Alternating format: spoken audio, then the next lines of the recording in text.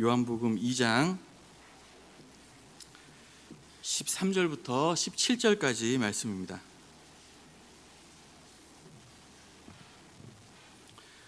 요한복음 2장 13절부터 17절까지 한 절씩 교독하고 마지막 절 함께 읽겠습니다. 유대인의 유월절이 가까운지라 예수께서 예루살렘으로 올라가셨더니 성전 안에서 소와 양과 비둘기 파는 사람들과 돈 바꾸는 사람들이 앉아 있는 것을 보시고 노끈으로 채찍을 만드사 양이나 소를 다 성전에서 내쫓으시고 돈 바꾸는 사람들의 돈을 쏟으시며 상을 엎으시고 비둘기 파는 사람들에게 이르시되 이것을 여기서 가져가라.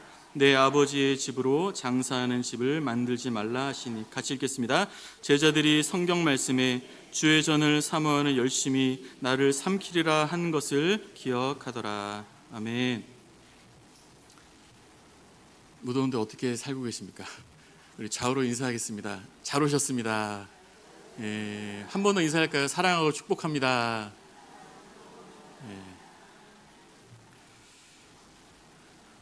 결혼하신 분들에게 묻습니다. 여러분 연애할 때 열정이 있으셨습니까? 기억이 가물가물 하시죠? 저는 서울에 살았고 아내는 부산에 살았습니다. 보통 장거리 연애는 실패하죠. 그러나 결국 결혼에 꼴이 날 수 있었던 이유는 저의 열정 때문이었습니다. 벌써 오랜 세월이네요. 제가 말수가 적기 때문에 매일 2시간씩 통화를 했는데 8년 정도 교제를 했는데요. 말수가 없지 않습니까? 무슨 말을 할지 메모지에 적어가면서 주제를 적어가면서 그렇게 해야 2시간을 통화할 수 있습니다. 또 평소에 돈을 잘 모아두다가 이건 위기다, 큰일 나겠다 싶으면 곧바로 부산으로 내려와서 잠깐 만나고 올라갔습니다. 우리가 사랑하면 열정이 생긴다는 것이죠. 그 열정은 열심 있는 행동으로 나타날 수밖에 없는 것입니다. 이와 같이 우리가 하나님을 사랑하는 반드시 열정으로, 열심으로 나타나야 한다는 점이죠. 오늘 본문에 예수님의 굉장히 독특한, 어떤 면에서 보면 굉장히 열정적인 모습, 열심 있는 모습이 나타나고 있습니다. 17절 말씀에 주님의 집을 생각하는 열정이 나를 삼킬 것이다. 다른 부분은 주님의 집을 사모하는 열정이라고도 표현하는데요. 이 말씀은 주님의 어떠한 열정, 이 열정 때문에 사실은 주님이 결국에는 십자가에 못 박히게 되는 결정적인 출발이 되었던 그 열정이었다라는 것입니다. 그 예언의 말씀인데요. 그렇다면 오늘 예수님께서 죽어도 타협할 수 없었던 예수님이 품으셨던 그 열정은 무엇이었을까요? 우리가 본받아야 되는 그 열정은 무엇일까요? 오늘 본문을 중심으로 두 가지로 함께 살펴보면서 주님의 그 열심을 본받는 저 여러분 되시기를 주님의 이름으로 축원합니다. 첫 번째로 믿음 없는 자들을 향한 열정을 회복합시다. 예수님은 유대인의 유월절 날에 예루살렘에 올라가셨습니다. 13절 유대인의 유월절이 가까운지라 예수께서 예루살렘으로 올라가셨더니. 근데 여기 보니까 유대인의 유월절이라는 표현이 나옵니다. 보통 성경에는요 유월절이라고만 표현합니다. 이 유대인의 유월절이라는 이 구절은요 성경의 요한복음에만 등장하는 굉장히 독특한 표현입니다. 무슨 뜻인가? 오늘 성경은 이날이 유대인들만의 유월절이었다고 우리에게 강조해주고 있는 것이죠. 또 예수님은 이 유대인의 유월절 날 예루살렘의 성전 안으로 들어가셨어요. 여기도 단어를 잠깐 보시면 13절에 성전 안에서라고 하고 있는데, 여기서의 성전이란 단어는 또 독특한 단어인데요. 그림을 잠깐 보시면 이게 이제 헤롯 시대의 성전의 이제 모양입니다. 이제 보통 가운데에 보시면 성소와 지성소, 또 예배드리는 제단과 여러 가지 또 여인들과 유대인들이 모여서 예배드리는 그러한 가운데 건물이 장소죠. 그런데 오늘 본문에서 말하는 성전 안에서라는 이 성전은요 이방인 뜰을 포함한 저 전체를 가리키는 그러한 표현입니다. 특별히 이방인의 뜰을 가리키는 그런 표현이라는 것이죠. 참고로 그림이 내려주시고요. 솔로몬 성전이나 성막도요. 아까 저 그림 보시면 양쪽의 마당이 이방인의 뜰이에요. 근데 솔로몬의 성전이나 성막도 모양, 그 규모만 조금 다를 뿐이지, 작을 뿐이지 사실 바깥들이라 그래서 이방인이 동참할 수 있는, 이방인들이 다가올 수 있는 그런 공간들이 존재했다라는 것입니다. 주님은 이 이방인도 출입 가능했던 이 이방인의 뜰에 서셔서 뭔가를 보신 거예요. 그곳에서 무엇을 보셨을까요? 소와 양을 파는 사람들과 그것을 사기 위해서, 팔기 위해서 북적였던 그런 광경을 예수님 보셨습니다. 또 성전 돈으로 바꿔주는, 돈을, 일반 돈을 성전 화폐로 바꿔주는 환전 상인들을 보셨고, 또 돈을 바꾸기 위해서 북적였던 또 유대인들을, 많은 유대인들을 보셨어요. 그 광경을 보신 예수님은 마음속에서 어떤 열정이 일어나셨고, 그 열정으로 열심히 있는 오늘의 행동들이 나타나게 된 것이었습니다. 어떤 행동이었습니까? 노끈으로 채찍을 만드셨어요. 그래서 양과 소들을 다 내쫓으세요. 여러분 한번 상상해 보세요. 채찍을 만들어서요, 거기 양과 소가 엄청 많았을 텐데 그거를 다 치면서, 보통 광경이 아닌 것이 밖으로 다 내쫓아 버리신 거예요. 돈 바꾸는 상인들이 많았습니다. 환전상들. 그 상인들의 상을 다 뒤집어 엎으면서 다니셨어요. 그리고 그 환전상인의 그 돈꾀, 돈통을 여러분 그냥 엎어버리셨어요. 어마어마한 혼란과 그런 광경을 우리는 상상할 수 있을 것입니다. 즉 성전, 즉 이방인의 뜰을 청결하게 다 제거해버리시는 그러한 엄청난 열정적인 행동을 보이셨다라는 것입니다. 주님은 왜 이와 같이 열정적인 행동을 하셨을까요? 오늘 동일 본문인 마가복음에 보시면요, 예수님이 이방인의 뜰을 다, 모든 것들 다 내쫓으면서 이렇게 말씀하셨어요. 마가복음 11장 17절, 내 집은 만민이 기도하는 집이라. 무슨 말입니까? 예수님은 지금 이방인의 뜰에 계세요. 근데 뭐라고 말씀하세요? 내 집은 이라고 말씀하시는 거예요. 내 집은, 이방인의 뜰을 가리켰어도 내 집이라고 말씀하세요. 내 집은 만민이 기도하는 곳이다. 이곳은 예배의 처소요, 이방인들이 다가오는 곳이고 기도의 장소요 라고 말씀하고 계시다는 점입니다. 주님의 오늘 열정의 이유는, 이방인들이 사실 이방인의 뜰에는 자유롭게 올 수 있었어요. 자유롭게 와서 토론도 하고 대화도 하고 뭐 하나 둘러도 보고 또 예배도 드릴 수 있는, 이방인들에게 자유롭게 열려있는 그런 공간이었어요. 어쩌면 전도의 다리 역할을 했던 그런 공간이었던 것이죠. 그 이방인의 뜰을 주님은 다시 그들에게로 돌려주는 그 열정의 모습을 보여주셨다라는 것입니다. 이방인들이 구원받기 위해서 일종의 중간 다리와 같은 역할을 했던 그 이방인의 뜰의 목적을 회복시키기 위한 주님의 열정이셨던 거예요. 즉 하나님은 교회 공동체가 우리만의 잔치로 전락함으로써 불신자들이 함께 동참할 수 없는 그런 모임으로 전락해버릴 때 주님은 그 모임을 심판하신다는 메시지가 되는 것이고요, 그것을 우리에게 회복하기를 원한다는 주님의 말씀이기도 한 것입니다. 사실 구약시대에도요, 이방인들이 주님께 언제든지 나올 수 있는 장치들이 많이 있었습니다. 특별히 이스라엘이 출애굽할 때 어땠습니까? 수많은 잡족들도 같이 나왔더라라고 성경 기록하고 있죠. 이방인들이 제약 없이 주님의 앞에 참여할 수 있었어요. 또 이방인들도 그 당시에도 할례를 받으면 누구든지 예배에 동참할 수 있었습니다. 이 할례라는 원리는 유대인에게 똑같이 적용되는 원리였어요. 출애굽기 12장 48절에 보시면, 타국인이 여호와의 유월절을 지키고자 하거든 그 모든 남자는 할례를 받은 후에 가까이하여 지킬지니, 열려있는 그러한 이방인에게도 언제든지 기회가 주어졌다는 것입니다. 또 구약시대 이방인들도요, 그들이 마음을 돌이켜 하나님 앞에 기도하면요, 주님이 그 기도를 들어주셨어요. 역대하 6장 32절을 보시면, 이방인이라도 이 성전을 바라보며 기도하거든 다 들어주셔서 어떻게 해요? 땅의 모든 백성이 그들이 주님의 이름을 알게 하옵소서, 주님은 다 열어두셨던 거예요. 예수님이 이 땅에 사역하실 때 이방인에게 복음을 전하셨습니다. 그리고 아까도 말씀드렸지만 주님의 성전의 존재 목적에 대해서 만민이 기도하는 집이다. 즉 만민이 얼마든지 나와서 기도할 수 있고 그들이 구원받을 수 있는 그러한 구원의 집이라고 말씀하신 것이죠. 또 예수님의 마지막 유언은 무엇입니까? 모든 민족에게 복음을 전하고 제자로 삼아라 라고 주님은 말씀하고 계셨던 것이죠.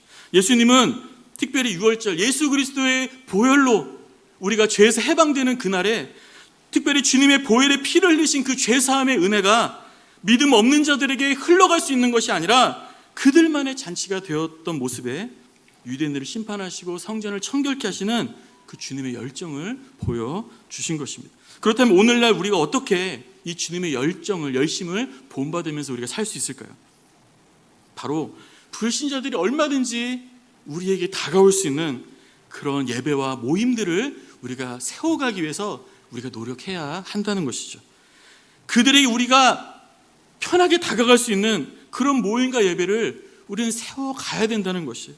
그들이 편하게 들어올 수 있는 연결 다리가 되는 모임들을, 또 그러한 삶들을 우리는 살아가야 한다는 것입니다. 중간에 장벽을 딱 쳐놓고 너는 너고 우리는 우리야라고 분별하지 않고 그런 중간에 다리들을 우리는 세워가야 한다는 것이죠. 그럼 오늘날 우리는 어떻게 교회 전체적으로는요 어떤 것이 필요할까? 이런 이방인 뜰을 준비하는 사역들이 필요합니다. 우리 공동체 같은 경우는 어떻습니까? 특별히 블레싱 대회 같은 것들은 일종의 이방인의 뜰과 같은 그런 사역들을 하는 것입니다. 그들을 초청하고 그들을 대접하고 편하게 그들에게 부담 주지 않고 그들과 교제할 수 있는 장을 우리가 만드는 것이죠. 또 새 가족이 머물 수 있는 카페 같은 장소 우리가 만들어서 그들이 호기심이 왔다가도 잠깐 차를 마시고 교제하며 들어갈 수 있는 그런 어떤 열린 공간들을 우리가 준비하는 것도 필요하겠죠. 또 전도 훈련이나 또 전도 사역들, 또 새가족 훈련이나 사역들도 그들에게 우리가 복음을 좀 더 편한 마음으로 소개할 수 있는 그런 이방인의 뜰의 역할을 하는 것이라고 볼 수가 있습니다. 그러나 교회 전체적인 이런 사역만으로 우리가 이방인의 뜰을 잘 준비하고 있다고 말할 수는 없을 것입니다. 어떤 것이 필요하겠습니까? 믿음 없는 사람들과 직접 관계를 맺는 우리 개인이, 또 우리의 그런 작은 모임들이, 내가 속한 부서가, 내가 속한 사역이, 내가 속한 구역이, 내가 속한 전도회가, 그곳이 바로 이방인의 뜰이 될 수 있도록 준비하는 열정을 우리가 가지고 살아가야 하겠다라는 것입니다. 내가 속한 그곳에서부터 우리가 이 열정을 회복해 갈 수 있기를 주님의 이름으로 축원합니다. 그렇다면 좀 더 구체적으로 우리가 어떻게 이 열정을 회복해 가야 될까? 사도 바울은요 오늘 주님의 열정을 가장 닮은 모습으로 사역했던 그런 사람이었습니다. 고린도전서 9장 22절에 보시면 내가 여러 사람에게 여러 모습이 된 것은 몇 사람이라도 구원하고자 함이니. 사도 바울이 어떻게 사역했습니까? 이방인에게는 이방인의 모습으로 사역했다고 말해요. 유대인을 만날 때는 유대인의 모습으로 다가갔다라고 그는 말하고 있는 거예요. 바로 그런 것입니다. 이래야 돼 저래야 돼, 이런 규칙 저런 규칙, 유대인의 규칙과 형식을 가지고 믿지 않는 이방인들을 숨막히게 하지 않았어요. 오히려 그들이 편하게 생각하는 그들의 방식으로 다가가서 그들과 어울리고 교제하고 그들에게 자유스럽게 관계를 맺었다는 것입니다. 저도 이래봬도요 과거 8년간 유초동부 전도사였습니다. 네. 어울리시나 본데요. 물론 그렇게까지는 못했어요. 여러분 상상하는 막 그렇게까지는 못했지만 제 나름대로 정말 그들에게 다가가려고 몸부림쳤던 시기가 저에게도 있었습니다.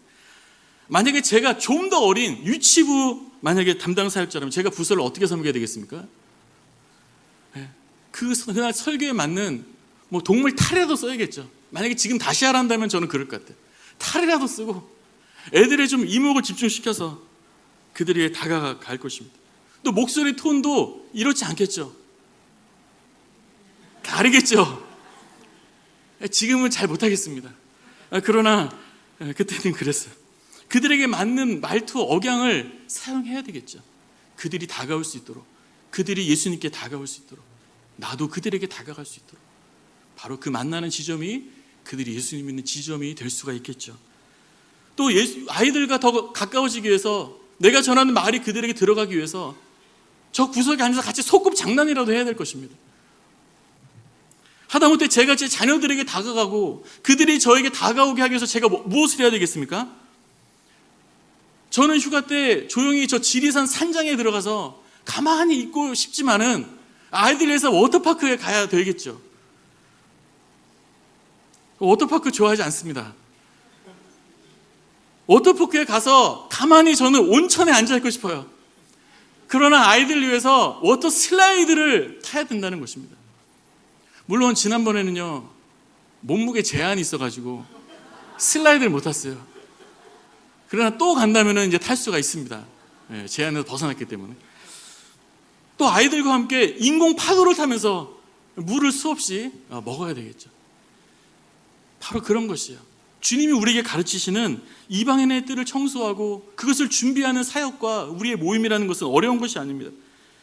우리들만 좋아, 그러한 전통들을 내려놓는 것이에요. 옛날에 그랬지, 옛날부터 늘 그랬던 거야. 그런 모습을 좀 우리의 열정을 가지고 깨보는 것입니다. 새로운 시대로 나아가는 거예요. 믿음이 약한 분들의 관점에서 다시 한번 변화시켜 보는 것이에요. 우리의 시선을 불신자나 초신자나 믿음이 연약한 자들에게 그들의 눈높이에 맞춰서 우리들을 변화해 가야 된다는 것입니다. 누구보다 예수님은요, 성전 바깥들로 다가오는 그런 믿음이 연약한 자들에게 다가가는 그런 분이셨어요. 빌립보서 2장 6절 이하에 자기를 낮추시고 죽기까지 복종하셨으니 십자가에 죽으심이라. 예수님은 하나님이십니다. 그러나 주님은 우리가 예수님을 믿도록 하기 위하여 사람이 되셨어요. 우리의 모습으로 생활하셨습니다. 제자들이 예수님을 믿고 따를 수 있도록 하기 위하여 제자들과 함께 먹으셨어요. 함께 주무셨어요. 그들과 함께 다니셨어요. 예수님의 별명이 뭔지 아시죠? 예수님은 죄인들의 친구야. 이게 예수님의 별명이셨어요. 끼리끼리 몰려다니지 않으셨어요. 늘 죄인들하고 가까이 하고 그들과 먹고 마시며 무슨 소리 들릴지라도 그들과 함께 어울리셨어요. 무엇입니까? 믿음 없는 이들이 구원에 이를 수 있도록 예수님이 직접 이방인의 뜰이 되는 그런 삶을 사셨다라는 것이죠. 결국 예수님이 십자가를 죽으심으로 우리가 하나님께로 나아갈 수 있는 그 징검다리와 같은, 그 다리와 같은, 그 이방인의 뜰과 같은 그러한 놀라운 은혜를 우리에게 베풀어 주신 것입니다. 주님은 우리가 이 열정을 회복하며 살기를 원하십니다. 이방인들은 불신자를 하나님께로 인도하는 징검다리와 같은 것이에요. 그것이 꼭 필요합니다. 그렇다면 내가 속한 모임과 사역 속에 여러분 이방인의 뜰은 잘 준비되어져 가고 계십니까? 그들이 쉽게 다가와서 머물 수 있는 그러한 모습으로 잘 준비하며 사실 수 있기를 주님의 이름으로 축복합니다. 이방인의 뜰을 가로막고 있는 장애물들을 우리가 좀 올 한해 좀 제거하는 일들을 한번 해갔으면 좋겠어요. 우리 사역과 부서와 모임에 이방인의 뜰을 한번 만들어 갔으면 좋겠어요. 이 주님의 열정을 가지고 우리가 한번 승리하며 살아갈 수 있기를 주님의 이름으로 축원합니다. 두 번째로 주님께 나를 헌신하여 드리는 열정을 회복합시다. 성전 바깥에서 이방인들은 장사를 하고 있었습니다. 여러분 다시 한번 상상해 봅시다. 어떤 광경이 펼쳐졌을까요? 성전 바깥 그 이방인들은 소나 양을 파는 상인들로 가득했어요. 발디딜 틈이 없었어요. 장사꾼은 어떻게 했겠습니까? 그들은 장사꾼이에요. 소나 양을 좀 더 제값으로 잘 팔아보려고 했겠죠. 이익을 얻으려고 했을 것입니다. 사는 사람은 어떻게 했을까요? 저 하나님께 드릴 속죄의 제물을 좀 더 좋은 가격으로 살려고 흥정을 했겠죠. 또 당시에 여러분 성전 화폐로만 헌금을 드릴 수 있었기 때문에 일반 돈을 굳이 이방인의 뜰까지 와서 이렇게 화폐를 교환했었습니다. 그런 제도를 만들었던 것이죠. 환전 상인들은 어떻게 했습니까? 그곳에 가득했어요. 환전의 이익을 취하기 위해서 애썼겠죠. 또 그 환전을 돈을 바꾸는 사람은 어떻게 했겠습니까? 헌금으로 드릴 돈을 좀 더 싸게 구입하려고 아마 이곳저곳 물어봤을 것입니다. 흥정을 했을 것입니다. 가장 중요한 것은 그 모든 제도를 인도해야 될 대사장이 리더들이 어떻게 했느냐? 소나 양을 팔고 또 환전 상인들 장사꾼들에게 비싼 자리값을 받고 그 이방인의 뜰을 그들에게 새로 팔았던 것입니다. 그들이 그 이익을 그들이 취했던 것이에요. 이것은 바로 하나님을 예배하고 주님께 나아가는 그 공간이, 성전이 돈벌이 장소가 되어버린 것입니다. 내 이익을 얻기 위한 그런 장소가 되어버렸다는 것이에요. 예수님 말씀하십니다. 16절에 내 아버지의 집으로 장사하는 집을 만들지 말라. 주님의 집은 장사하는 집, 즉 내 이익을 얻기 위한 장소가 아니라는 것이에요. 디모데전서 6장 5절에 신앙을 이익의 수단으로 생각하는 사람들이 있다라고 주님 말씀하고 있어요. 신앙을, 우리의 신앙생활을 어떤 이익을 얻는 수단으로 결코 생각해서는 안 된다라는 것입니다. 그렇다면 교회 공동체는 어떤 공간이 되겠습니까? 짧게 두 가지 생각해 볼 때, 첫 번째, 교회 공동체는요, 나의 이익을 얻는 곳이 아니라 어떤 곳이라고요? 우리 같이 한번 읽겠습니다. 시작. 교회 공동체는 나의 이익을 얻는 곳이 아닌 나의 것을 드리는 곳입니다. 구약시대의 기본적인 제사는요, 번제였습니다. 이게 기본 제사였어요. 번제의 순서에 대해서 간략하게 설명을 드리면 이렇습니다. 나를 대신하여 내 죄값을 짊어지고 대신 피 흘려 죽을 양이나 소를 백성들은 제단 앞에 가지고 왔습니다. 그건 예수님을 상징하는 것이죠. 그리고 제사장 앞에서 그 동물에 내 그동안 지은 모든 죄를 전가시키는 그런 기도를 드렸어요. 그리고 가져온 사람이 직접 그 제물을 칼로 죽였습니다. 그 피를 다 흘렸어요. 그리고 제물을 제단에 가져가서 불을 활활 타는 그 제단 위에 올려놓고 완전히 태워서 온전히 하나님 앞에 올려 드리는 것이 바로 번제였습니다. 무슨 의미겠습니까? 우리의 모든 죄를 담당하신 예수님께서 십자가를 죽으심으로 그의 생명을, 주님의 생명을 온전히 주님 앞에 다 드린다는 그런 의미인 것이죠. 동시에 예수를 믿음으로 주와 연합된 우리의 삶도 어떻게 살아라? 남김없이 하나님 앞에 마치 번제와 같이 주님 앞에 온전히 드려지는 삶을 살아야 될 것을 우리에게 말씀해주고 있는 것입니다. 로마서 12장 1절에 여러분의 몸을 하나님이 기뻐하실 거룩한 산 제물로 드리십시오 라고 말씀하고 계세요. 우리의 신앙생활은요, 이익을 얻기 위한 그런 생활이 사실은 아니라는 것입니다. 사실 우리의 건강이나 우리가 가진 모든 것을요, 때로는 허비하고 주님 앞에 온전히 드려지는 삶인 것이죠. 고린도서 4장 16절 우리의 겉사람은 낡아지나 우리의 속사람은 날로 새로워지도다. 우리의 겉사람은요, 낡아질 수 있는 것이에요. 우리의 삶이 때로는 플러스가 되는 것이 아니라 언제든지 마이너스가 될 수 있다는 것이에요. 그러면서까지도 주님 앞에 계속 드려야 되는 삶이, 드려지는 삶이, 그러고 싶은 삶이, 그것이 바로 신앙생활인 것입니다. 오래전에 한번 나눴었던 적이 있었는데요, 제 이전 교회에서 새벽 예배를 드리는데, 그때 새벽 예배를 드린 장소는 1층이 아니라 지하였어요. 그래서 계단을 이렇게 내려가야 됐습니다. 계단이 한 15개 정도 됐던 것 같아요. 좀 하여튼 많았습니다. 어느 날 새벽 예배를 내려가는데 권사님 몇 분과 마주쳤어요. 같이 계단을 내려갔습니다. 그때 이제 권사님, 몇 분 권사님들이 같이 하시는 말씀이, 목사님 계단을 내려가는 게 너무 힘듭니다. 한 발자국 한 발자국 그렇게 내려가시더라고요. 그러더니 그러세요 권사님, 힘드시죠? 뭐 그런 대화를 나누고 또 하시는 말씀이, 목사님 기도할 때 무릎 꿇고 기도하시는데, 거기 마룻바닥이었거든요. 무릎 꿇고 기도하시는데 무릎 꿇고 기도하지 마세요 라고 그러더라고요. 왜 그러셨겠습니까? 나중에 우리처럼 무릎 망가집니다 그러시더라고요. 그래서 항상 새벽 예배 드릴 때 항상 의자를 예배 맨 뒤에 한 5-6개씩 펴놨어요. 6-7개씩. 그러면 그 다리 아픈 권사님들이 힘겹게 내려와서 의자에 앉으셔서 예배를 드리셨어요. 도저히 바닥에 앉을 수가 없어서. 저는 한편으로 마음이 짠하면서 이런 생각을 속으로 하게 되었어요. 우리 권사님들 몸은 그렇게 허비되었을지 모르겠지만 하나님 보실 때 그 몸은 너무나 아름다운 몸이고 너무 영광스러운 몸이다. 그때 생각했던 생각이 아직도 나요. 정말 귀하다. 이거 하나님이 받으신다라는 생각이 들었습니다. 공동체는요, 내 전부를 드리는 것이에요. 내 전부를 허비하는 것입니다. 주님은 우리의 그 모든 것을 받으시기에 합당하신 분이신 줄을 믿습니다.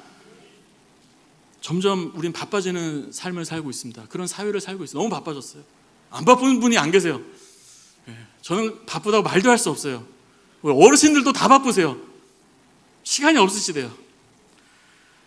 바쁘고 또 편리함을 추구하는 우리 시대를 살고 있지 않습니까?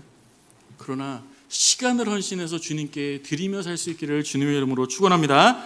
나의 건강도 내 재능도 다 주님 앞에 드리는 삶을 살기를 주님의 이름으로 부탁을 드립니다. 우리가 개인주의적인 사회를 살아가고 있지만 받기보다는 주는 삶을 살기를 간절히 바랍니다. 내가 가진 것이 내 것이 아니라 이건 주님이 나에게 맡겨주셨어. 청지기로서 잘 사용해야 돼. 이런 분명한 원리를 가지고 살아가시는 주님의 열심을 본받아 살아가는 우리 모두가 되기를 주님의 이름으로 축원합니다. 사도행전 20장 35절에 주는 것이 받는 것보다 복이 있다 하심을 반드시 기억해야 할 것이다. 주님은 말씀하고 계세요. 두 번째로 교회 공동체는요, 내 마음까지도 주님께 드려지는 그런 낮아짐의 장소라는 것이에요. 내 자신을 주님 앞에 드린다라는 것을 한번 생각해 보았습니다. 그것은 단지 겉으로 드려지는 것이 전부가 아니다라는 생각이 되었어요. 무엇도 드리는 것입니까? 내 속 마음도 다 드리는 것이에요. 모세가 하나님 앞에 귀하게 쓰임받았던 이유 중에 하나는요, 그가 하나님 앞에 온유한 자로 성숙해졌기 때문입니다. 하나님 앞에서 자신의 모든 감정까지도 다 내려놓고 할 수 있는 그런 겸손한 온유한 사람으로 성숙했기 때문에 주님 그를 높이시고 리더로 사용하셨어요. 모세는 모두가 자신을 비난했고 자기 자신을 업신여기고 때때로는 실수했지만, 마지막에 실수했지만 모두가 그랬어도요, 모세는 저들을 용서해달라고 기도했던 사람이었어요. 자신의 권리를, 권한을 다 발휘하지 않고 오히려 인내하고 절제했던 그런 사람이었습니다. 우리를 헌신하고 주님 앞에 남김없이 드리는 것은요, 단지 겉으로 보여지는 시간과 재능이나 물질이나 이런 것만이 다가 아니라는 것이죠. 내 중심도 드리는 것입니다. 여러분, 내 자존심도 다 드리는 거예요. 내 성질도 드리는 것입니다. 한번 따라하면, 내 성질도 드리는 것입니다. 우리가 점점 우리의 성질을 다 드릴 수 있기를 주님의 이름으로 축원합니다. 사회에서 가지고 있던 내 모든 우월감들도요, 완전히 다 내려놓는 것이에요. 우리 주님처럼 대우받으려는 우리 마음속의 욕망을 끊어내는 것이에요. 내 감정과 성격까지도 번제단 위에 다 태워서 주님 앞에 올려드리는 것이 내가 이익을 취하지 않는다라고 하는 그것의 온전한 의미라는 것입니다. 예수님 십자가 달리실 때 사람들은 예수님께 외쳤어요. 십자가에서 내려와라. 너 자신이나 구원해라. 그렇게 외쳤습니다. 그러나 주님은 그 자존심, 권위, 권세, 능력 다 내려놓으셨어요. 아무 말씀도 하지 않으셨어요. 예수님 십자가에 달리시면서 수치스러운 모든 형태나 감정을 가지셨겠지만 수치를 온전히 받으셨어요. 그걸 다 감내하셨던 것이죠. 저들도 언젠가는 주님 앞에 돌아올 사람들이기 때문입니다. 그러나 참 그렇게 사는 것이 너무나 어렵습니다. 우리는 본질적으로 여전히 죄가 우리 육체 가운데 있기 때문에 너무나도 우리의 이익만을 추구하기가 너무나도 쉬운 그러한 죄인들이기 때문입니다. 이상하게 사촌이 땅을 사면 배가 아픕니다. 나도 모르게 배가 아프고, 나의 신앙의 결과로 현실적인 이익을 보고 싶어요. 나도 모르게. 교회 안에서조차 이겨야 됩니다. 이겨야 돼. 내가 더 나아야 돼요. 그래서 나도 모르게 막 다투고 이기려고 그렇게 경쟁하는 경우도 많이 있어요. 우리의 이익을 위해 다투고 상대방을 아프게 할 때가 있어요. 또 내 감정이 상하면 상대방도 똑같이 완전히 되돌려줘야 돼. 그러나 이 모습은 다 우리의 이익만을 추구하는 모습이라는 것입니다.